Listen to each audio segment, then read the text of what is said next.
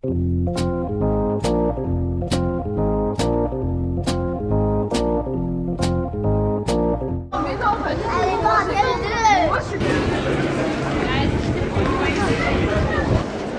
gare, exactement, ça fait quand même plus de 120 ans. L'exposition universelle de 1900, elle est très connue pour ça. C'est à ce moment-là qu'on a inventé le métro aussi. Et la Tour Eiffel aussi, elle avait été faite pour l'exposition universelle. Là, elle est où normalement, la grande? À New York. Elle est à New York. Si, elle est à Paris. Et elle est où à Paris, tu sais?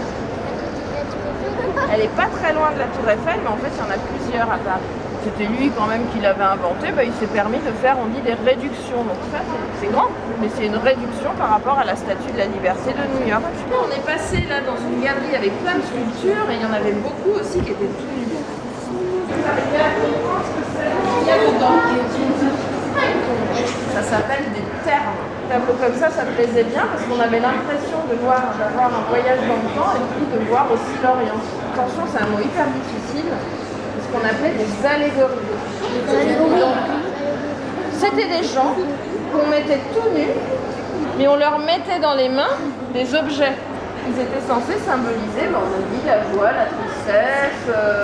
Et Courbet, il aimait bien faire des choses réalistes. C'est pour ça, au lieu de faire une source avec un personnage qui ressemble à une sculpture de l'Antiquité, il a fait une source avec un vrai personnage. Donc là, c'est une vraie dame qui se baigne.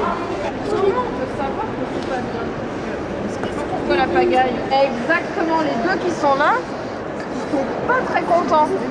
Et ceux-là, ils viennent d'arriver, ils voient la pagaille. C'est un peu comme un papa et une maman qui reviendrait de soirée avec les enfants qui auraient fait plein de bêtises. Moi, le musée, j'ai bien aimé, surtout la première partie. Mais c'est déjà de mythologie grecque, comme j'ai fait un théâtre dessus. La peinture que j'ai aimée au musée d'Orsay, c'est la nuit étoilée. Parce qu'il est bleu, il est joli. Parce qu'à l'école, on en a beaucoup travaillé et j'ai bien aimé. Surtout avec les pointillés.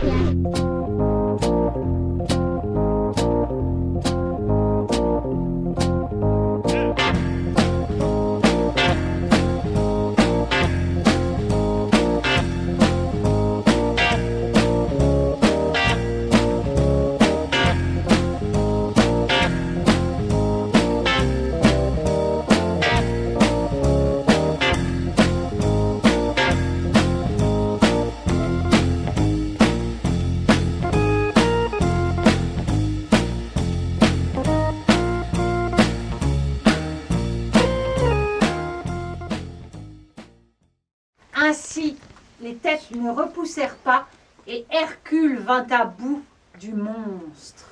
Le sanglier d'Érymanthre,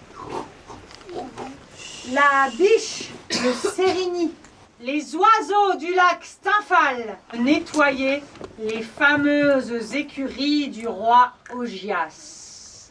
Il y a un dieu qui s'appelle Hermès, qui est le fils de Zeus aussi, c'est le seul à connaître l'entrée des enfers. C'est comme un lieu.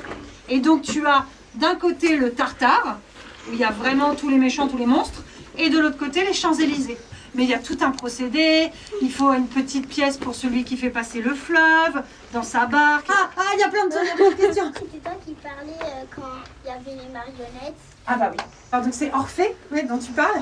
Orphée, il chante tellement bien, c'est un tellement bon musicien, qu'on lui dit, on se laisse charmer. C'est un peu une victoire de l'art aussi, tu vois, c'est un peu une très belle histoire de ce point de vue-là. Et surtout, n'hésitez pas, vous, à inventer des histoires de la mythologie.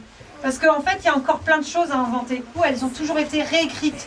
Et là, ce que vous avez vu, c'est mon histoire de la mythologie à moi. Donc, tout est possible. Et tout ce que vous avez vu est vrai et en même temps faux à la fois. C'est ça qui est bien avec le théâtre. Ouais, du coup, c'était bien. Tout était bien fait. Et surtout le musée et ça. Il m'apprenait des sauges en même temps. Je regardais, il m'apprenait. Maintenant, je connais plus de choses à la mythologie grecque.